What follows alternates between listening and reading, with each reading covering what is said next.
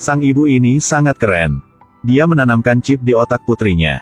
Lalu, dia bisa melihat setiap gerakan putrinya. Sampai suatu hari, dia melihat satu adegan yang membuat dia sangat sedih. Cerita mulai seperti ini. Ibu tunggal melahirkan satu anak perempuan, bernama Sarah.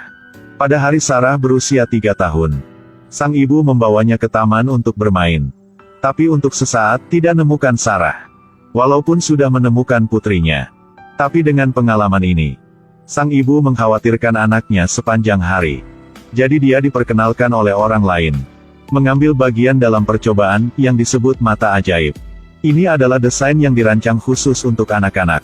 Hanya perlu menempatkan chip di otak anak. Orang tua dapat memilih untuk menggunakan bagian otak yang inginkan di tablet. Lihat statistik fisik anak. Bahkan dapat melihat gambar di mata anak-anak. Ketika anak melihat gambar yang tidak bagus, sistem yang kuat ini benar-benar dapat mengaburkan gambar.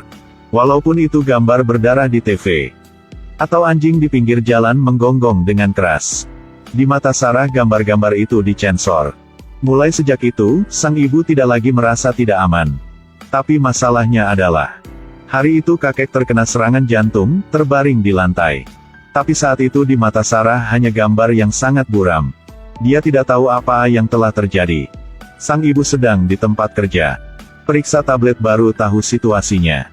Beberapa tahun setelah kakek meninggal, Sarah tidak tahu apa artinya sedih.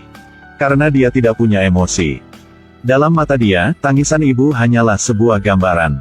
Kemudian Sarah tumbuh dewasa. Dia semakin penasaran. Karena di dalam dunia punya dia, lebih banyak gambar muncul. Meskipun sudah dewasa, tidak tahu apa itu darah. Teman sekelas mengira dia menyedihkan. Di halaman sekolah, tampil untuk dia lihat. Kali ini mulut temannya juga menjadi gambar. Sekarang Sarah baru tahu. Dia tidak tahu seperti apa darahnya. Setelah pulang ke rumah, dia menggambar di atas kertas dengan pena merah. Tetapi tidak bisa melihatnya. Jadi dia datang dengan ide yang berani. Dia menajamkan ujung pensilnya. Langsung menusuk ke jari. Tapi yang ada di depan mata hanyalah gambar. Sekarang tablet ibu memperingatkan bahaya. Dia langsung membuka pintu kamar anaknya. Menemukan Sarah sedang menusuk pensil ke jari, dia tidak mau berhenti. Sang ibu baru menyadari. Gadis itu telah kehilangan akal sehatnya. Dia membawa Sarah ke psikolog. Dokter berkata bahwa eksperimen ini adalah mata ajaib. Segera tidak ada lagi. Sekarang tidak bisa ambil chip keluar lagi. Cara terbaik adalah membuang tabletnya. Tidak kendali kehidupan anak lagi. Agar Sarah berkembang secara normal, sang ibu memutuskan untuk menyembunyikan tablet itu. Dan matikan semua fungsi. Sejak saat itu, Sarah bisa melihat semuanya. Anjing tetangga yang ganas. Bahkan darah di bibir Mark. Semua adegan di dalam film. Bisa melihat secara normal. Tetapi Sarah sangat reseptif. Dengan cepat. Telah beradaptasi dengan ini. Dalam sekejap mata, Sarah telah dewasa. Hari itu pulang ke rumah.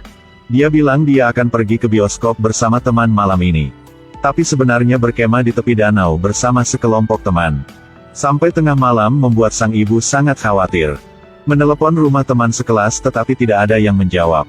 Pada saat itu, sang ibu ingat ketika Sarah menghilang waktu dia berusia 3 tahun. Dia panik langsung pulang ke rumah dan ambil tablet itu. Tetapi baru membuka layarnya, melihat anak dia sedang dengan pria lain. Ini membuat sang ibu sangat sedih. Menunggu anak sampai ke rumah. Dia tidak omong apapun.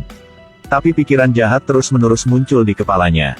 Di dalam berapa hari, ibu menemukan bahwa pria itu ajari putri dia untuk melakukan hal-hal buruk. Dia tidak bisa tenang lagi. Langsung datang ke tempat kerja pria itu. Keluarkan video untuk memperingatkannya. Harus jauhi putri dia. Jika tidak akan masuki pria itu ke penjara. Sejak itu, pria ini tidak mau angkat HP dari Sarah lagi. Akhirnya putus dengan Sarah tanpa alasan. Tapi sang ibu menemukan bahwa Sarah sedang hamil. Dia membeli pil kebon untuk diminum putrinya. Sarah merasa mual saat di kelas. Setelah diperiksa, dokter mengatakan dia hamil.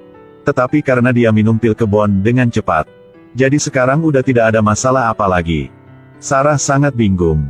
Tanya kepada diri sendiri kapan minum obat itu ya. Jadi dia bergegas pulang ke rumah untuk cari petunjuk. Seperti yang diharapkan, dia menemukan ramuan itu di tempat sampah. Ada juga tablet yang digunakan ibu untuk memantaunya.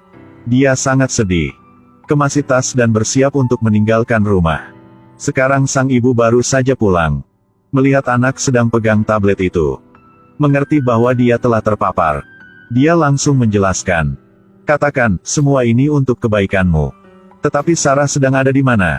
Menghadapi ibu sedang berbicara omong kosong. Dia mengambil tabletnya untuk memukul kepala ibu.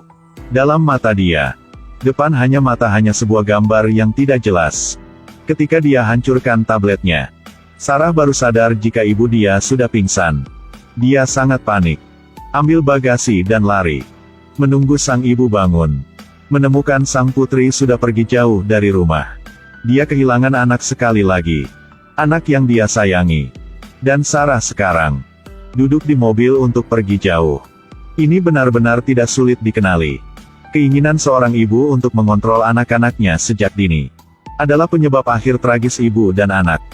Sebenarnya dalam proses kita tumbuh dewasa, banyak hal buruk yang akan terjadi. Dengan perlindungan berlebihan, tidak akan berhasil. Cinta terbaik itu adalah lepaskan pada waktu yang tepat, biarkan anak-anak berkembang dengan sendirinya.